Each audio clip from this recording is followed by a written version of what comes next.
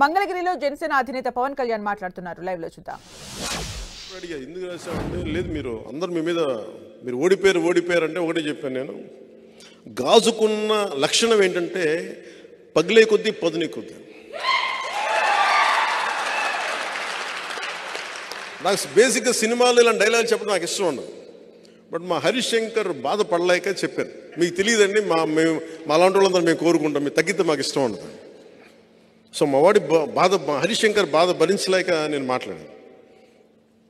ఎందుకు చెప్తున్నానంటే అనుభవం కాందే నేను ఎందుకు నలిగి ఈ రోజున ఎందుకు ఇంత బలంగా అడుగుతున్నాను ఓట్లు అంటే, ఒక దశాబ్దం అధికారం లేకుండా ఓడిపోయి పార్టీ నడిపిన వాడిని చిన్నపాటి విజయం, ఒక 21 సీట్లు 2 ఎంపీలు కనుక మనం కొట్టి చూపించామంటే భారతదేశం ఆంధ్ర వైపు చూసేలా చేస్తాను.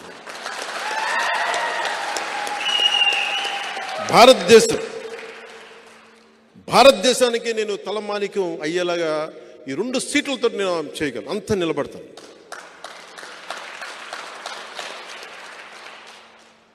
ఈ రోజున మనం లేకపోతే ఈ పొత్తు కూడా ఉండలేని పరిస్థితి. అంత కన్విన్స్ చేశాను జాతీయ స్థాయి నాయకులందరినీ, అంత నిలబడ్డాను, మాట్లాడాను, 2 చేతులైతే నమస్కారం పెట్టి పరిస్థితులు వివరించాను. ఎమ్మెల్యే ఓడిపోయాను, అది కూడా చెప్తున్నాను మీకు. ఓడిపోయి కూడా నాకు ఇష్టం నా నేల. మన బిడ్డని, మన నేల తల్లిని మనం కాపాడుకోకపోతే ఎవరు కాపాడుకుంటారు? ఉప్పాడలో సముద్ర కోతకి గురయ్యి ఇల్లు లోపలికి వెళ్ళిపోతుంటే ఆ బాధ వాళ్ళకి తెలుసు. ఒక వాడ బలిజల బాధ నాకు తెలుసు.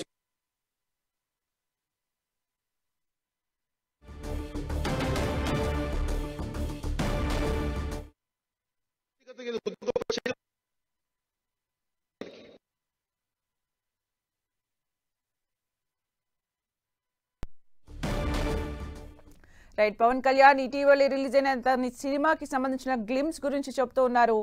అలాగే ఇద్దరు ఎంపీలను 21 మంది ఎమ్మెల్యేలను ఇస్తే భారతదేశం మొత్తం ఏపీ వైపు చూసేలా చేస్తాను అంటూ కూడా పవన్ కళ్యాణ్ వ్యాఖ్యానించారు.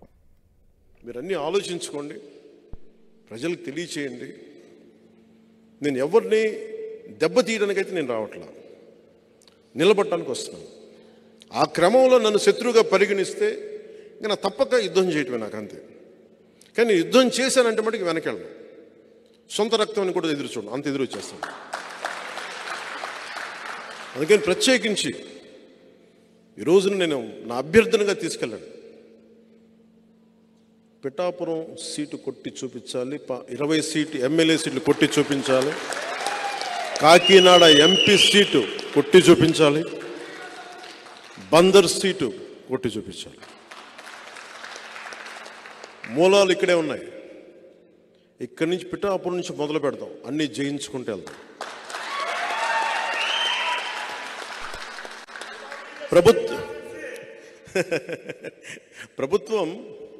ప్రభుత్వంలో మనం భాగస్వామ్యం తీసుకుంటున్నాం. ఫామ్ అవుతున్న ఎన్డీఏ ప్రభుత్వంలో మనం భాగస్వామ్యం తీసుకుంటున్నాం. 3వ వంతు స్థానిక ఎన్నికల్లో మనకి ఆ పదవులు కూడా తీసుకుందాం.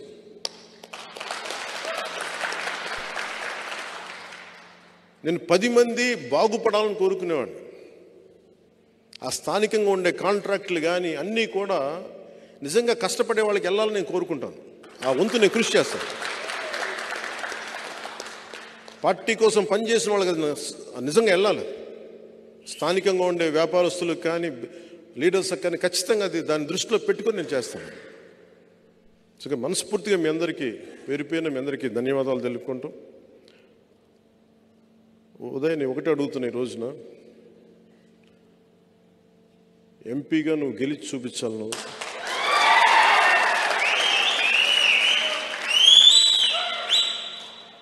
ఇది పెట్టుకొని తిరుగు.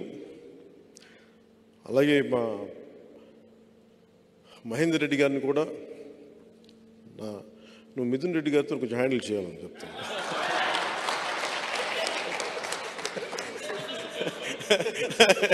సరదా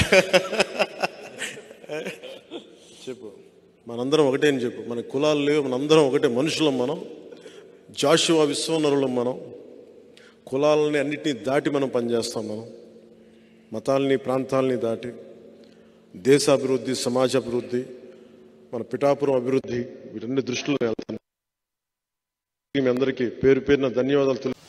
నాకు ఈ రోజున అనిపిస్తూ ఉంది, ఇంకా నేను పిఠాపురం ఎమ్మెల్యేగా ప్రమాణ స్వీకారం చేయలేదు. నాకు అది తెలుస్తుంది.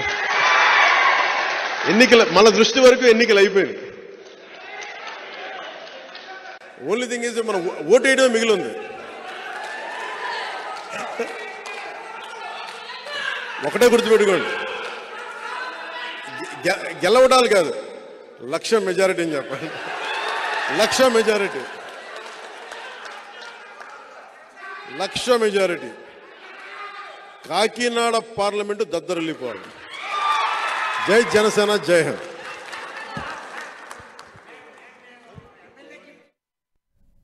ఇకపై పిఠాపురాన్ని తన స్వస్థలంగా మార్చుకుంటానన్నారు పవన్ కళ్యాణ్. పిఠాపురం నుంచి ఏపీ భవిష్యత్తును మార్చేందుకు ప్రయత్నిస్తానన్నారు పవన్.